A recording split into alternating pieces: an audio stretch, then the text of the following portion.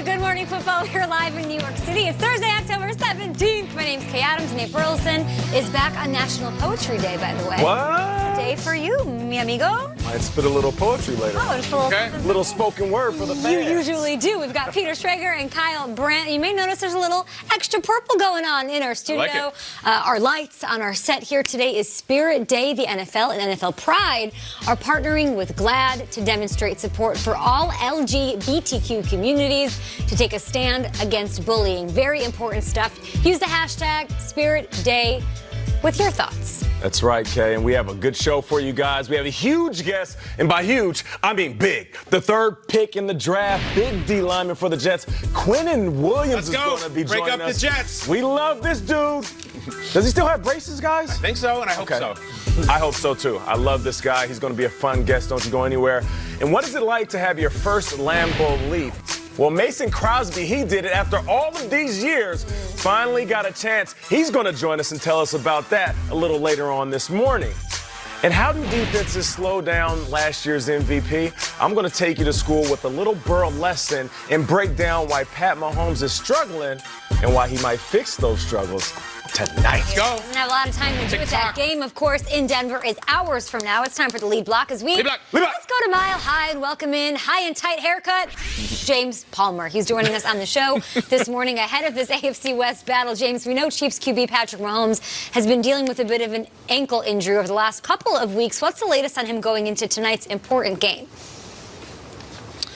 Okay, this ankle injury from everybody I've spoke to is legit. It's real. It's bothering Patrick Mahomes. When I was in the Broncos locker room this week, they all said, we expect it maybe to be re-aggravated once again, as it's happened repeatedly the last couple of weeks. But they also said, we also know he's not going to miss any snaps. We know he can still make amazing plays on one leg. But it is telling that pre-injury to post-injury, how different things change. I was at all three of these games when it first happened in Jacksonville, and then each of the last 2 weeks. His completion percentage goes down, his passer rating goes down, he stays in the pocket longer, he tries to get rid of the football quicker. But the most interesting part about it is, when the injury happens, every single one of those teams have switched to play more man coverage after the injury happens. Now, the Broncos don't play a lot of man, but when they do, they're brilliant at it. Now, Vic Fangio's made a lot of adjustments the last couple of weeks to help this defense. We'll see how he adjusts to Patrick Mahomes before or after if it gets re-aggravated once again.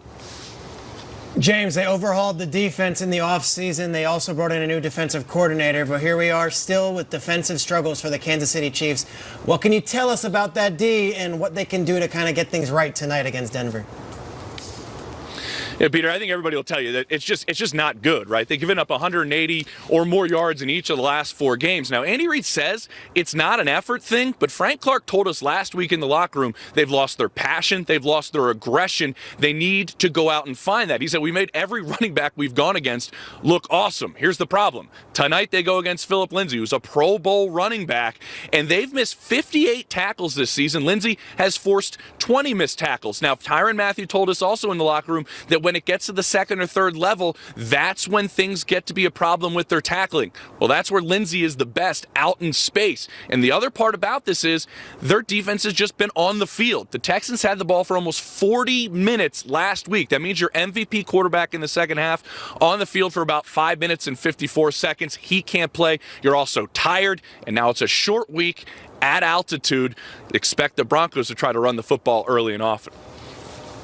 Hard to have all that effort and passion when you are on the field and time of possession is sort of taken away from you and not in your favor. Thank you so much, James Palmer. We'll talk to you throughout the morning here on GMFB as we get set to hand it over to Colleen Wolfe and company in Denver ahead of kickoff tonight. Back here in studio, tale of two teams, right? One has momentum, Broncos coming off 2 wins, Chiefs needing to rebound if they want to get this thing done this year, coming off 2 losses. Why is this game so important? I think it's so important, Kay, because we're at this point in the season where there's kind of a fork in the road. What are you going to be? And both teams have this incredible opportunity to take them to the next level or step back. I look at the Chiefs right now.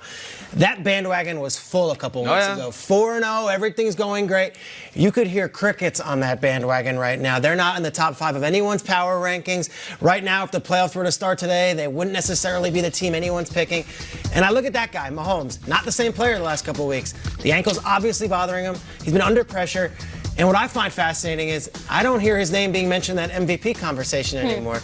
So this is the first time, I think, in the last 2 years really going back to last year, week 1, where he exploded against the Chargers and had that week 2 against Pittsburgh, and then had that national coming out party against the Broncos right here in Denver, that people are kind of down on Mahomes. So I'm fascinated to see, because his college career, was not a winner. He would lose 3 straight games all the time. It hasn't happened as a pro. To me, fascinating for the career arc of Patrick Mahomes, and I don't think I'm being too hyperbolic or too exaggerating too much. This is an enormous game for the Chiefs. You go to 4-3, you are a mediocre team in this league. You win tonight, you're back and you're comfortable on top of that division. And if the Broncos lose, well, that could be the season for them too. Let's not forget Patrick Mahomes now 2-5 in primetime games, which is no bueno. But Patrick Mahomes, as you're saying, he's dealing with a bit of an injury. There's other issues too. The injury happened week 1 against the Jags, and he re-aggravates it. And weeks 5 and 6 clearly takes a hit number after number, looking at these stats on the decline when he loses his mobility. But it's not only that, Nate, it's the different looks he's getting now.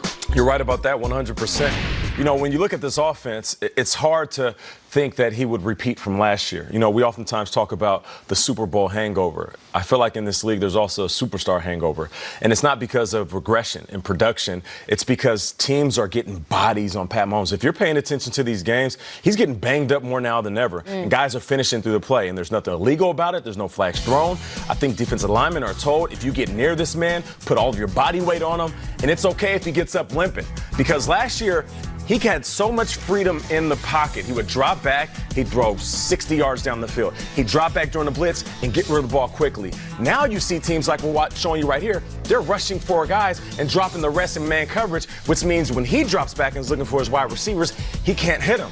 And tonight, he has a guy that has an engine that's better than most, and that's Von Miller. So if that back end, that umbrella of that Broncos defense can at least stay in the face of the wide receivers just long enough to where Pat Mahomes has to double clutch that rock, you know who's going to be breathing down his neck, and that's Von Miller. He's been sacked 5 times, Kyle, hit 9 times over these last 2 weeks. We've seen over the last 2 years, he drops back, he can extend the play. If he can't do that, no bueno. And him throwing into man coverage is totally different than what we've seen. He's been going up against man coverage more now than ever in his career. He's got to have it tonight. This is a massive game for Kansas City. I think Kansas City Chiefs fans are a funny character in the NFL. 2 weeks ago, they're thinking, first round bye, home field throughout. Should we book Miami hotel rooms now? Can we get a discounted rate? Guys, they lose tonight. It's wild card time. You start talking wild. You can't lose 3 games in a row. And I think that the Chiefs fans are interesting because there's a running thread of insecurity through Chiefs fans over decades and decades of coming up short. And some of these nightmares, even going into a season like this that was so promising, are starting to come true. Is all the thoughts about, are we going to have a pass rush? No, they don't. They don't sack the quarterback. Is Mahomes going to stay healthy? No, he's not going to stay healthy. No one's afraid of Arrowhead right now. And guys, there's something fascinating in the fourth quarter. Look at these last 2 games. This is the fourth quarter offense for the high-flying Kansas City Chiefs. 2 games now. 3 points combined, 67 yards, 5 first downs. They've had the ball for 5 minutes combined in the last 2 games. Why? You want last-second heroics by Mahomes? He can't get on the field. It's everything everyone thought might happen to the Chiefs' offense. The boa constrictor thing. The defense is getting run against, and Mahomes sitting on the side of him. Get me in the game. They can't. He's been on the game 5 minutes of the fourth quarter, last 2 games. I think this is going to be an extremely difficult game for Kansas City to win with what Denver does with running and that crowd. Guys, very, very close game. And if Mahomes can't get on the field in the fourth, he can't win it for you. The defense has to do something. If he can't hit the deep pass, if he doesn't have time to extend the play, and if he's not throwing into tight windows like he used to when he was facing zone coverage, you'd like to see them run the ball. How do you stay on the field? Run the ball a little bit. They have 12.5 carries a game since week 5. That's the lowest in all of the NFL. When they're trying to run, they're not doing it effectively, and they're really getting away from the run due to game script. So I'd like to see that up against Denver and see how it shakes out. This offense is not 100%. We're going to break down the defensive side of the ball, but it's all going down a couple hours from now on Thursday Night Football with Von Miller and the Broncos looking to defend their mile-high turf against reigning MVP Patrick Mahomes. It's Chiefs, Broncos tonight at 8 p.m. Eastern on NFL Network, on Fox, and streaming on Prime Video. To the NFC East we go next. 3 straight losses for the Cowboys. Will this be a get-right week for Dallas? And new life for the Jets. One of our favorite personalities is sitting down to join us. A big guest. Quentin Williams hanging out next. What's up, Q? Huge pancake guy. He loves pancakes. That's his favorite thing. Does he love Tom Brady and sacking him? Probably, yeah. I think he would like that. And smile for the camera.